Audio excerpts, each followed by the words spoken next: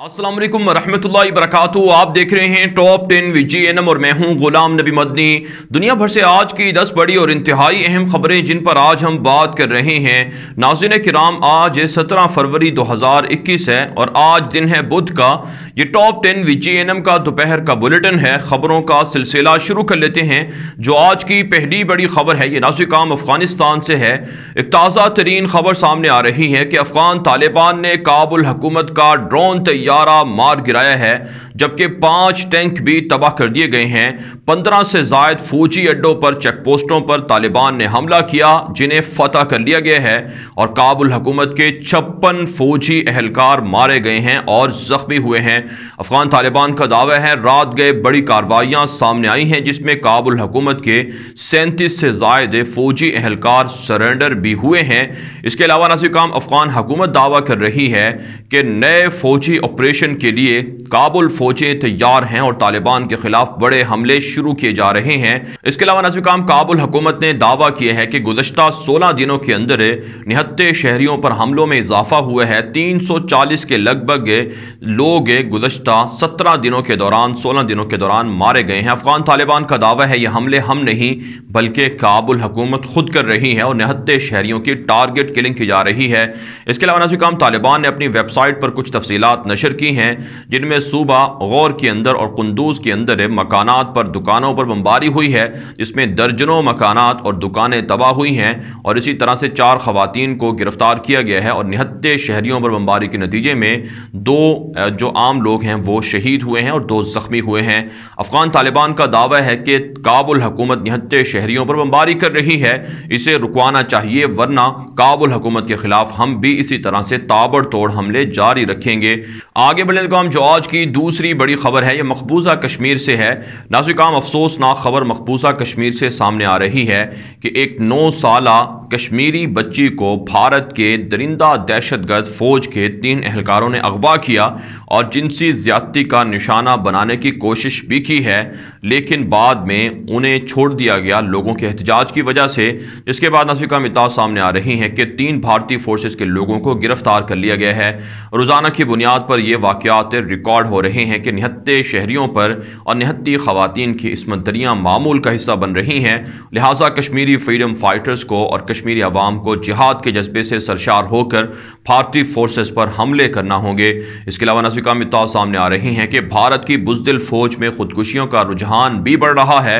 और साथ साथ डिप्रेशन और दीगर अमराज की वजह से वो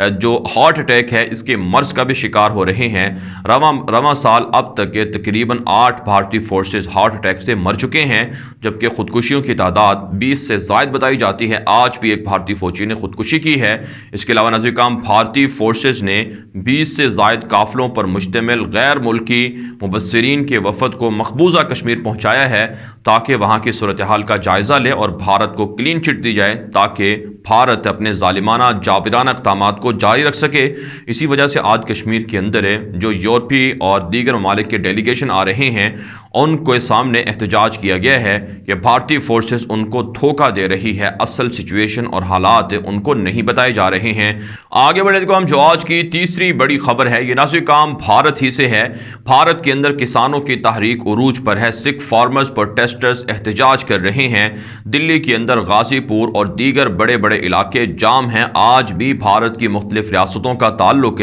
भारतीय कैपिटल दारुल हुकूमत दिल्ली से मुअत्तल है, मुनक़ता है। नाज़रीन किराम मोदी दहशतगर्द ने किसानों के खिलाफ बगावत के कानून का सहारा लेना शुरू कर रखा है। अदालतों के अंदर पिटीशन दायर की गई हैं कि किसान बगावत पर उतरे हुए हैं, खालिस्तान के नारे लगा रहे हैं, लिहाजा किसानों की तहरीक को गैर कानूनी करार दिया जाए ताकि पुलिस और फौज ऑपरेशन कर सके। इस हवाले से नाज़रीन किराम एक और जो जाबिराना इक़दाम मोदी का सामने आया है वो ये है कि व्हाट्सएप पर अगर किसी ने कोई ग्रुप बनाया या उसमें चैट की, किसानों के बारे में बात की, प्रोटेस्ट की बात की या मुसलमानों के हक में बात की, तो वो भी देशद्रोही और बागी समझे जाएंगे, उन्हें भी गिरफ्तार कर लिया जाएगा। दुनिया के अंदर जमहूरियत का दावा करने वाला भारत आज़ादी इजहार राय का गला घोंट रहा है। कहीं पर भी ऐसा नहीं है कि व्हाट्सएप की चैट पर पाबंदी हो या ग्रुप बनाने पर पाबंदी हो या जूम के ज़रिए से बातचीत करने पर पाबंदी हो, लेकिन मोदी दहशतगर्द के आने के बाद بھارت کے اندر صحافت کرنا، آزادی اظہار رائے اور لوگوں کا باہمی طور پر ایک دوسرے کے ساتھ کوئی ڈسکشن کرنا، یہ بھی بغاوت ٹھہرا ہے جس پر بھارت کے اندر لوگ خوف و ہراس میں مبتلا ہیں۔ لیکن یہ خوف و ہراس سے ختم کرنا ہوگا اور مودی حکومت کے خاتمے کے لیے جو فیصلہ کن کارروائیاں ہیں وہ کرنا ہوں گی۔ اس کے علاوہ ناظرین کرام، ایمنسٹی انٹرنیشنل کے دفاتر کو سیل کر دیا گیا ہے بھارت کے اندر۔ ان پر الزام عائد کیا گیا ہے کہ وہ کئی کروڑ کی منی لانڈرنگ میں ملوث ہیں، جس کی وجہ سے ان کے دفاتر کو سیل کیا جا رہا ہے۔ لیکن ایمنسٹی انٹرنیشنل کا دعویٰ ہے کہ ہم بھارت کے اندر انسانی حقوق کے لیے آواز اٹھا رہے تھے اور بھارت کے اندر مظلوموں پر جو ظلم ہوتا ہے، مسلمانوں پر ظلم ہوتا ہے، دلت نسل کے ہندوؤں پر، اور مودی کے اور ہندو دہشت گردوں کے جو ظالمانہ اقدامات ہیں، ان پر آواز اٹھانے کی پاداش میں ہمیں بھارت کے اندر سے کام کرنے سے روک دیا گیا ہے۔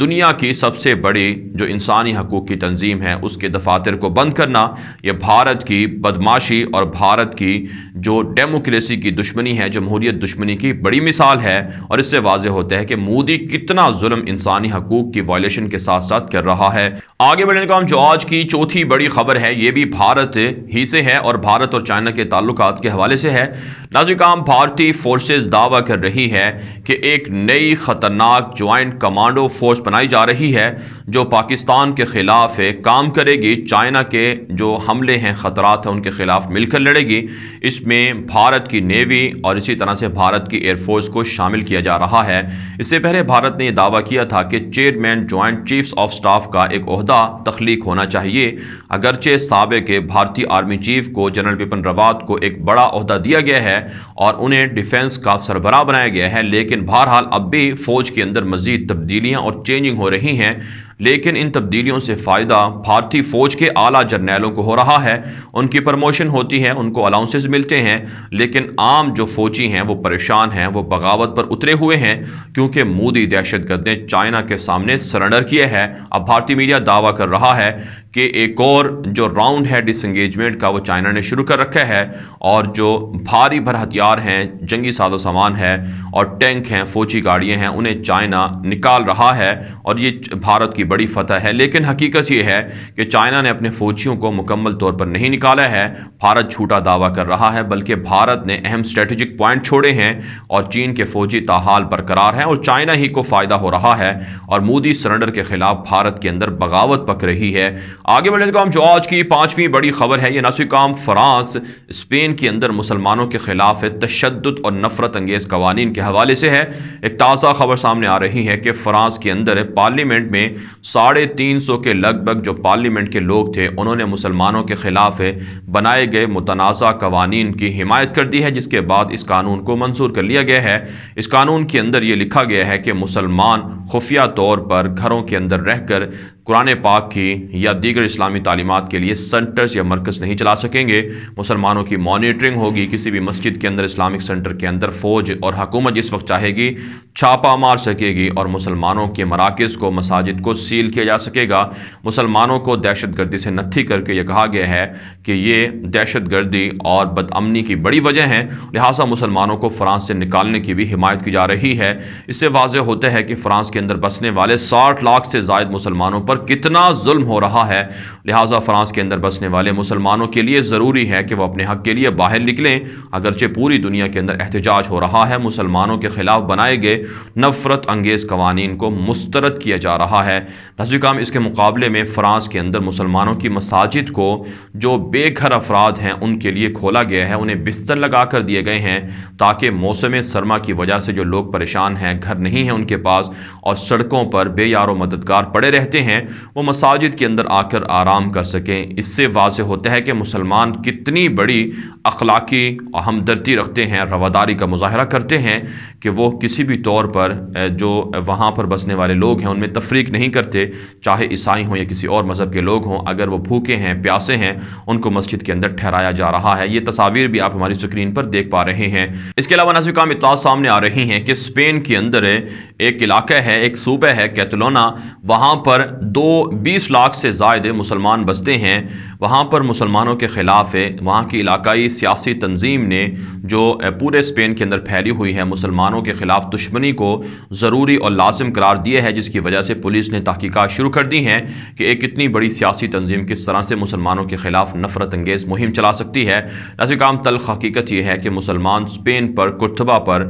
گزشتہ 850 سال تک حکومت کرتے رہے ہیں، اور مسلمانوں کی حکومت ان کی بدعمالیوں کی وجہ سے اور اسی طرح سے ان کی سازشوں کی وجہ سے تباہ ہوئی، اور ایک ایسا وقت بھی آیا جب اسپین کے اندر کوئی مسلمان نہیں ہوتا تھا، جس پر علامہ اقبال نے بھی افسوس کا اظہار کیا تھا، ان کے بڑے اشعار ہیں۔ تو اس سے آپ سمجھ سکتے ہیں کہ آج وہاں پر اسلام دوبارہ پھیل رہا ہے، مسلمانوں کی بڑی تعداد ہو رہی ہے، لیکن نفرت انگیزی اسلاموفوبیا یورپ کے اندر اب ایک مرتبہ پھر سر اٹھا رہا ہے۔ لہٰذا یورپ کے اندر بسنے والے لاکھوں کروڑوں لوگوں کو متحد ہونا ہوگا اور جمہوری حکومتوں کو سمجھانا ہوگا کہ ہمارے خلاف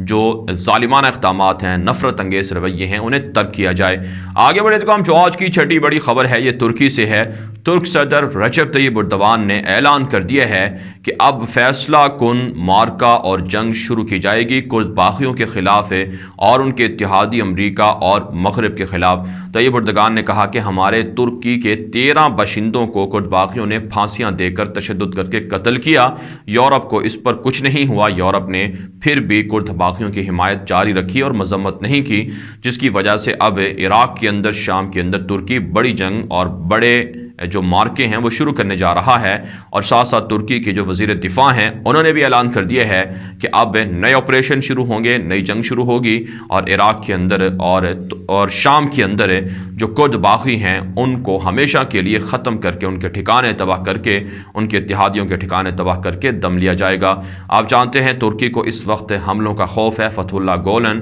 داعش کے کرندے، کرد باغی مسلسل ترکی کے اندر بدامنی پھیلانے کے لیے کوشاں ہیں، لیکن ترک فورسز کامیاب کارروائیاں کر کے انہیں شکست دے رہی ہیں۔ آگے بڑھنے کا جو آج کی 7ویں بڑی خبر ہے یہ ناصر کام سعودی عرب سے ہے۔ تازہ خبریں سامنے آ رہی ہیں کہ آج 7ویں روز بھی سعودی عرب پر حوثیوں نے میزائل حملے کیے ہیں۔ سعودی عرب کا علاقہ ہے خمیس مشید کا، جہاں پر ایئرپورٹ پر میزائل پھینکے گئے ہیں اور راکٹ حملے ہوئے ہیں، ڈرون طیاروں کے ذریعے سے میزائل مارنے کی کوشش کی گئی ہے۔ سعودی اتحاد کے جو سربراہ ہیں انہوں نے دعویٰ کیا ہے کہ ہم نے ان حملوں کو فضا میں ہی ناکام بنا دیا تھا، لیکن حوثی دعویٰ کر رہے ہیں کہ ان کے حملے کامیاب ٹھہرے ہیں۔ ساتھ ساتھ ناظرین کرام سعودی عرب کا العربیہ نیوز چینل دعویٰ کر رہا ہے کہ افریقی ممالک سے آنے والے ایک بحری جہاز کو پکڑا گیا ہے جس میں ایرانی ساختہ اسلحہ برآمد ہوا ہے، جو دراصل یمن کے حوثیوں کو فراہم کیا جا رہا تھا۔ اور اس کے علاوہ ناصرین کرام جو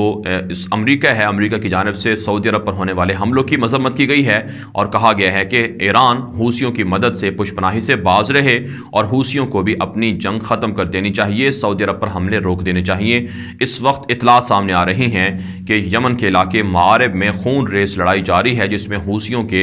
250 سے زائد کارندے مارے گئے ہیں اور سعودی اتحاد مسلسل بمباری کر کے حوثیوں کے ٹھکانے تباہ کر رہا ہے، اور حوثی بھی اس کے بدلے میں سعودی عرب کے ایئرپورٹس پر، سعودی عرب کے شہروں پر میزائل برسانے کی کوشش کر رہے ہیں۔ آگے بڑھنے کا جو آج کی 8ویں بڑی خبر ہے یہ ناصر کام اسرائیل اور لبنان سے ہے۔ تازہ خبریں سامنے آ رہی ہیں کہ اسرائیل کی غاصب درندہ یہودی فورسز نے 24 گھنٹے کے دوران 3000 سے زائد جو مقامات ہیں وہاں پر اپنے اہداف کو ٹارگٹ کرنے کی جنگی مشقوں میں کوشش کی ہے۔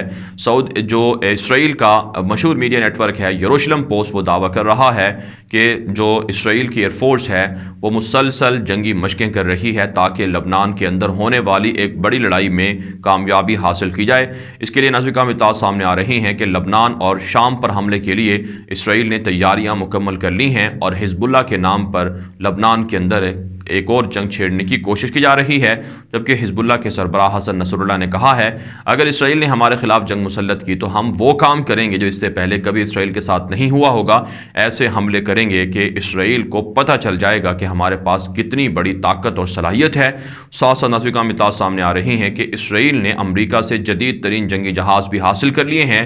اور جلد نیتن یاہو سے جو بائیڈن فون پر بات چیت کرنے والے بھی ہیں، یہ اعلان بھی واشنگٹن کی جانب سے کر دیا گیا ہے۔ ہے، لیکن حقیقت یہ ہے کہ گریٹر اسرائیل کو بنانے کے لیے لبنان اور شام کو ہڑپ کرنا چاہتا ہے اسرائیل۔ اسی کے لیے ایک بڑی جنگ اب اسرائیل نے شروع کر رکھی ہے۔ آگے بڑھنے کو ہم جو آج کی 9ویں بڑی خبر ہے، یہ نہ صرف کام مصر سے اور اسی طرح سے عراق سے ہے۔ تازہ خبریں سامنے آ رہی ہیں کہ عراق کے اندر اربیل میں جو ایک فوجی اڈے پر مسافر ایئرپورٹ پر حملہ ہوا تھا، اس کے بعد نیٹو نے اپنی فوجیوں کی تعداد عراق میں 5000 کرنے کا اعلان کر دیا ہے۔ یعنی نیٹو مزید فوجیں عراق کے اندر اتارے گا تاکہ جو ایران اور ان کے ہم نوا مسلح تنظیموں کے حملے ہیں ان سے بچا جا سکے، اور امریکہ کی جانب سے بھی جو ایران کی مسلح پراکسی وار تنظیمیں ہیں ان کو دھمکیاں دی گئی ہیں کہ اب درست وقت میں امریکہ اس کا رد عمل دے گا، جس میں ایک امریکی فوجی ہلاک ہوا تھا اور 10 کے قریب لوگ زخمی ہوئے تھے۔ اور اس وقت عراق کے مختلف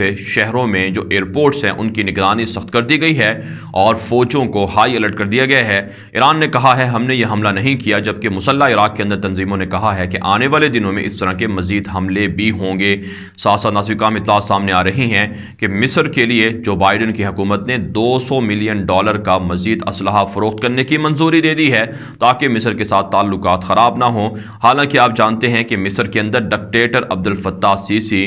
وہ زبردستی اسلحہ خرید کر لوگوں پر ظلم کر رہا ہے۔ اخوان المسلمین کے جو اسلام پسند لوگ ہیں انہیں جیلوں کے اندر ڈالا جا رہا ہے، لہٰذا اس ڈکٹیٹر کو اسلحہ فروخت کرنے کا مقصد لیبیا کے اندر خانہ جنگی کو پروموٹ کرنا ہے اور سوڈان اور ایتھوپیا کے خلاف تنازعات کو بھڑکانا ہے، اور ساتھ ساتھ ترکی کے خلاف مصر کو سپورٹ کیا جا رہا ہے